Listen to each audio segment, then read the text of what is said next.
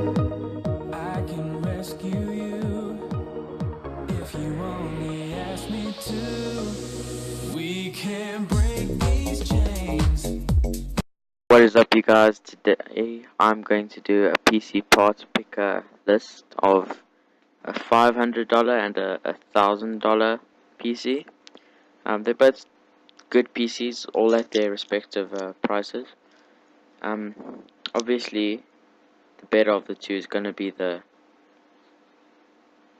$1,000 PC, which is double the cost, but performance is quite a lot better, I think.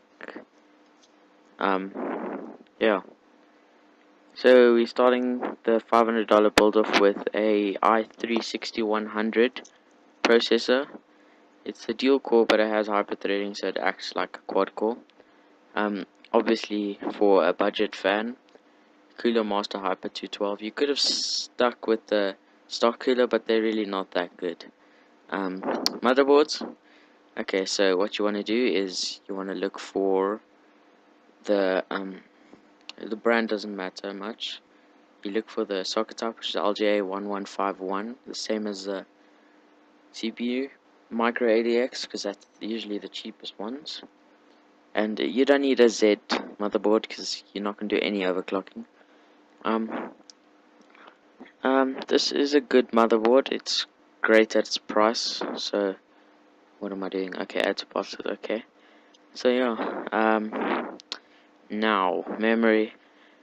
8 gigs is enough for gaming. You can always upgrade later. There's 2 DIMM slots, and here there's only 1 DIMM of memory, so we're going to add that to 8 gigs, so you can have up to 16 with this current setup. Storage. Okay, this was a difficult one. You could go for a SSD, which will speed up your speeds tremendously, but comes at a cost. So I'm going to go for a normal hard drive because it costs less. It's a lot of storage for you. It's a whole terabyte, so that's enough. So with video cards, I'm an AMD video card guy. So I'd recommend the RX 460 4GB model for you guys. It's a G. It has a nice cooling system. It's overclockable. Well, pretty much all are, but still. It's gigabyte, it looks cool, you know. It's all about the looks, not about the performance. I'm just kidding. But you see it's $90, and then there's one which is 2 GB for about $90 as well. And yeah, I don't see the point of going for that one then. So there's a 4 GB card for under $100, which is great. Okay, cases. This is personal preference, 100% personal preference. Whatever you think, because this is the way you can really go crazy and customize your case, make it look better. This is the cheapest one, but I don't like it. I like windows on my case, so I would say you must get this one. It's a windowed case. It's not that expensive, and it has a cool color scheme. Power supply. This thing recommends very few watts. I know you always over budget with watts. You don't have to go and get a 1,000 watt power supply. None of my builds so far have had 1,000 watt power supplies, so yeah, just 450 watts would be enough. You could be safe and get a 500 watts power supply, but always go for semi-modular. You don't want a non-modular, because then cable management is just going to be annoying. Operating system. Okay, so the reason I don't factor this in now is there is means of getting free operating systems. Okay, an example of this is Linux.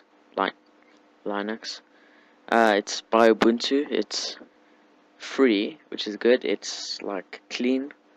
It's actually better than people expect from a free operating system. So all you do is you go download, you go to desktop because you want a desktop version, and you click download and install it. You have to flash your hard drive and stuff like that, but there are videos online. I'll link that download in the description.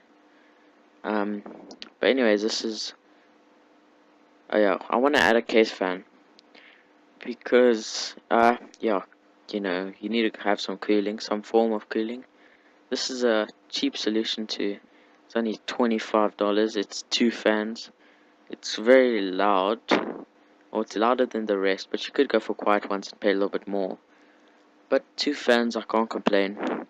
It's sub $500 if you take all the mail and rebates and all of that stuff. And I'll put this link in the description, but this is the link to the PC part picker list. So now we're going to start a new list, which is it's about $1,000 PC. This is for like going max 180, 1080p gaming, or some 2K gaming. Could probably do some 4K. So i5 6500 is a good processor for its money. It's not expensive, but it may not be the best CPU, but I think that's the best value CPU for now. So we're going for a water-cooled CPU here. Even though it probably won't get that hot, I went for a bigger, I think it was 240mm fans, or radiator, because there's two 120mm fans.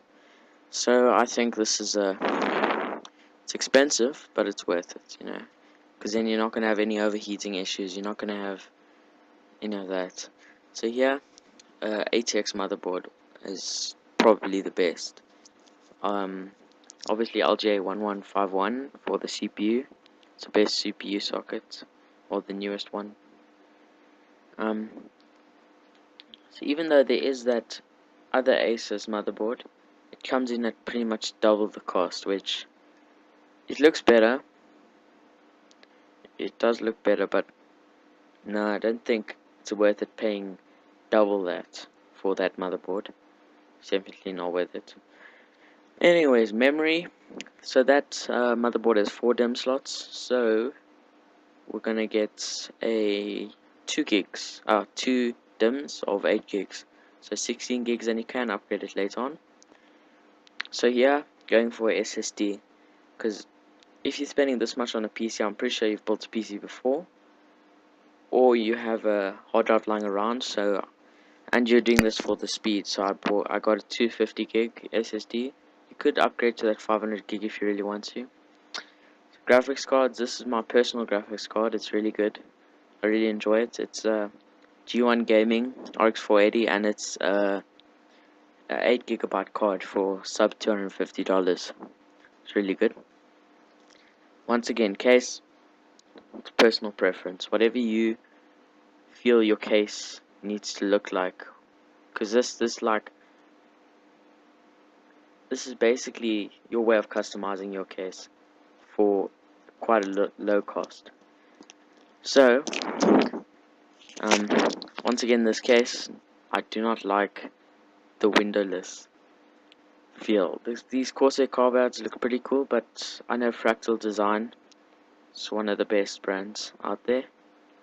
It's ATX, but it's a mid-tower. I know it's a lot spent on a case, but once again, personal preference. I like that case. So once again, this thing recommends. I don't know how it thinks that like just over 300 watts could power this PC. So I'm going for probably a 550 watt power supply here. Because yeah, these are you always want a semi-modular. Once again, cable management without it is impossible. Unless you want to buy lots of cable ties, which will probably, if you factor that cost in, you could have just well bought that. Anyway, no operating system, because Ubuntu is free and you can still use it. So here we go. Fans. I like to add fans to my cases because you need fans. And you don't want this thing overheating. So it ends up at almost just over 900 with the mail and rebates stuff minus, but it's about 1,000 without it. So it has a pretty good PC, good, nice motherboard, nice processor, good amount of RAM, a SSD, a 8GB graphics card, a nice case, some power supply that's semi-modular. You could go for fully modular, but the advantages aren't that much unless you want to do like cable mods. There it would look better with a fully modular. But anyways, the case I would have chosen for this case, or the case I would have chosen for this build, is a Corsair Spec Alpha. I love this case, and I think it goes well with that color scheme, but I couldn't find it in the PC part picker list, so that is a problem.